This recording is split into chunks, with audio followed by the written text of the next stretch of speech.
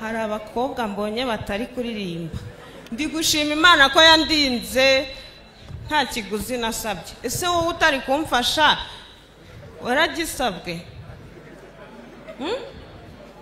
Abasore namwe ntimwigire bandi ntibindeba, nta mafaranga bigeze baca kugira ngo ubeho. Barayaciye? Ntago bayaciye. Ndi byiza rero ko dushima Imana. Okay, nje ku giti cyanjye ndashima Imana.